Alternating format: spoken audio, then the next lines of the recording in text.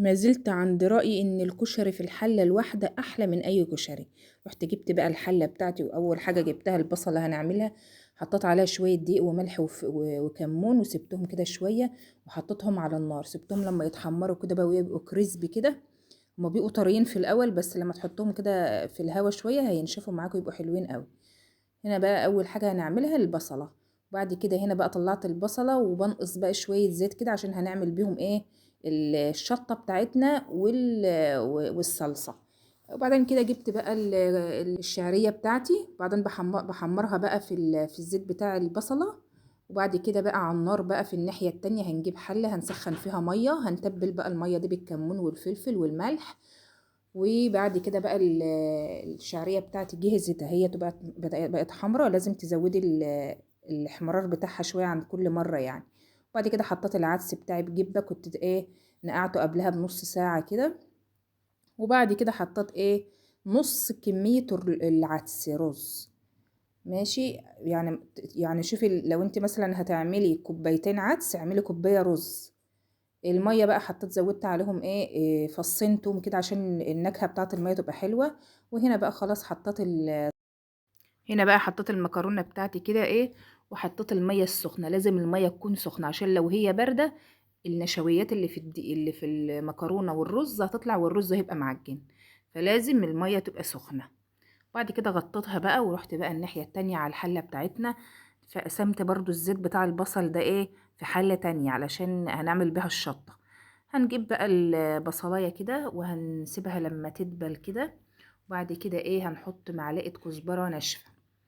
سيبها كده لما الريحه تطلع كده ويبقى ريحه المطبخ، كان ريحته ايه، كانت الجيران بتخبط عليا وقتها. بعد كده ايه هنحط بقى ايه الطماطم بتاعتنا هنعصرها. وبعد كده ايه هنتبل بقى الصلصه بتاعتنا بالملح والكمون. وهنسيبها بقى تغلي شويه كده. وبعد كده ايه هنروح نعمل بقى الدقة بتاعتنا. رحنا جبنا سخنت مية. وبعد كده حطيت معلقة توم، وفي اللحظة دي المطبقية فرقعت للأسف يعني.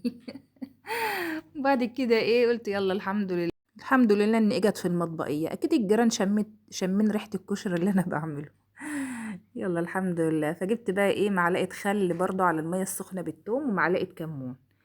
وخلاص الدقة ديت ايه خلصت كده، ومعلقة ملح هنقلبها كده ونسيبها بقى على جنب. دي الدقة بتاعت الكشري. رحت بقى عند الصلصة بتاعتنا زودت فيها معلقة سكر علشان الحموضة وكده. دلوقتي بقى هنعمل الشطة بتاعتنا الجميلة بقى اللي الكشري ما يحلاش غير بيها.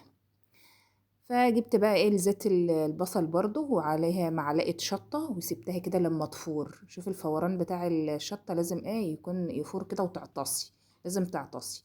وبعد كده تروح تجيبي بقى معلقتين كبار كده من الصلصة اللي احنا عملناها بس، وتاخد غلوة وخلاص. شوفوا حمرا ازاي، الزيت بقى الزيت جميل ازاي اللي هو الاحمر ده. خلاص بقى احنا كده خلاص الكشري بتاعنا جهز. وشوفي المكرونة كل حاجة استوت ما شاء الله. هنا بقى احنا كده هنقدم بقى الاكل بتاعنا اهو. وبعد شوف المكرونه بقى مستويه ازاي وجميله يعني. ما تخافيش كل حاجه هتستوي يعني، ما تخافيش ان المكرونه ممكن ما تستويش ولا حاجه، لا هتستوي كل حاجه.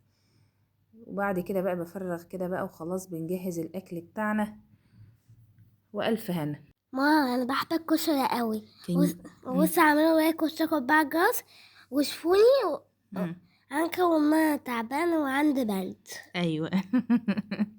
بقول لكم ادعوا له عشان هو عنده برد. اه سمعته. اه سامعين الكحه. هنا بقى الكشري بتاعنا خلص اهوت، وحطيت البصل عليه اه وحطيت الصلصه. شوفي حموزه بقى اللزوزه اه جميل قوي صح. اه كان الريحه ايه تحفه. تحفه.